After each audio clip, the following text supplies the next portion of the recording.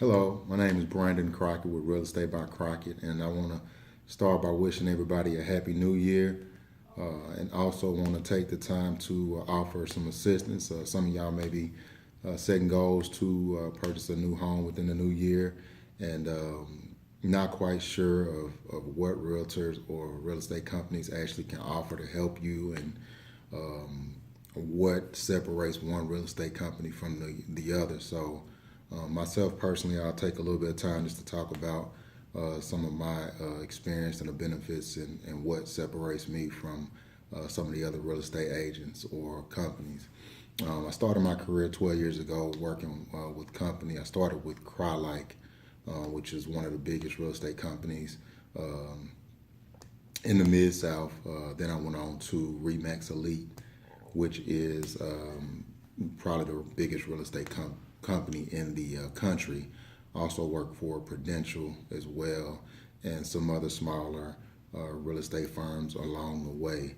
And so, what I noticed in working with those companies is that some of the companies do offer services to help train agents or different information, and some of the training can help you, and especially when you're first starting out, and some of the training is definitely valuable.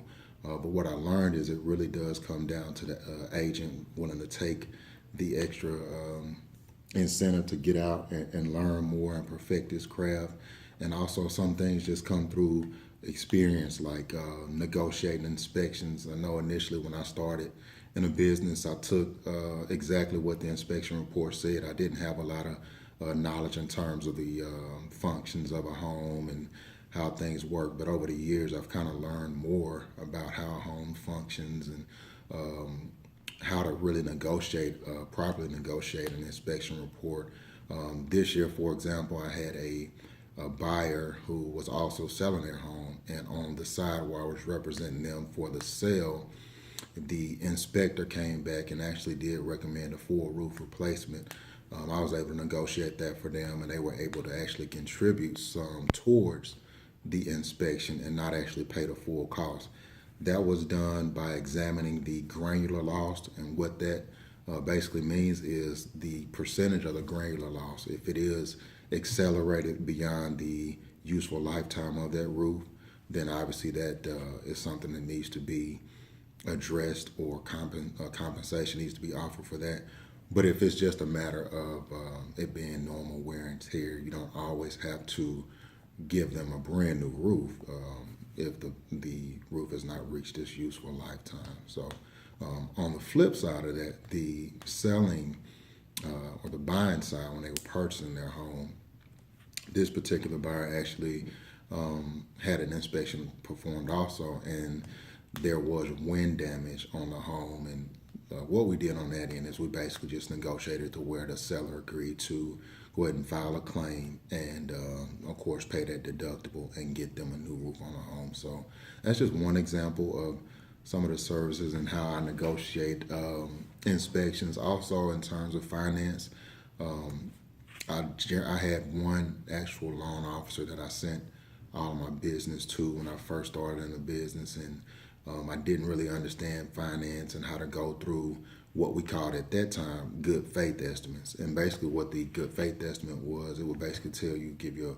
a breakdown of all of the loan costs and closing costs and all that different types of things. So I had to learn that loan origination was 1%. And so once I seen that, I was able to quickly see how some of the lenders were actually charging more than they should have been charging my clients. And so I began to negotiate with those lenders, and really go through those good faith estimates with my clients. A few years ago, I think it was 2016, they did change the law. Thing came out called T-RID. And basically what that did is that basically made the real estate agents, they didn't have access to those disclosures unless the customer or the client forwarded that information to them.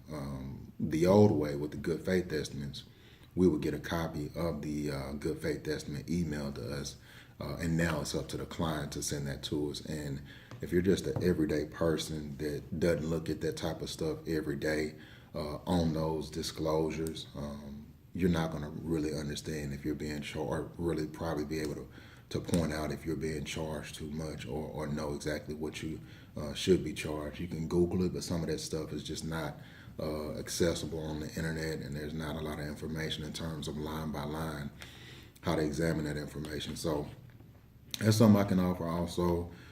Not only that, but just experience with the market and making a solid investment in terms of which areas are on the incline or decline and what factors can contribute to that. So if you look at locally in Tennessee, the healthcare industry is the leading job producer in the Nashville, Tennessee area. So I had one buyer that was a little bit nervous about purchasing a home because her reservation was she would purchase a home at such a high price and not be able to sell that home when she was ready to sell the home. And so I want to address that. What will happen, the market will stabilize. It will in the Nashville area. It will definitely stabilize. There's not anybody that can actually tell you when that will happen or exact time that that'll happen. But what will happen when that market stabilizes is the prices will level out and they'll probably remain where they are. The only thing that will cause us to see significant price decreases, like we seen in 2008, is if there is a significant loss of jobs in the Nashville area in the healthcare industry. Something else that could influence that is some of this healthcare legislation. If people are not covered and are not going to the doctors, and obviously that's going to affect the healthcare industry also. But that is something that is drastic and something that's not really expected. So, long story short, I feel like I have a lot of information that I can offer you in terms of purchasing a home and what decisions and guiding you through that process. So if you have any questions, feel free to either call me at 615-719-0062 or email me at brandon@realestatebycrockett.com. Thank you. Y'all take care.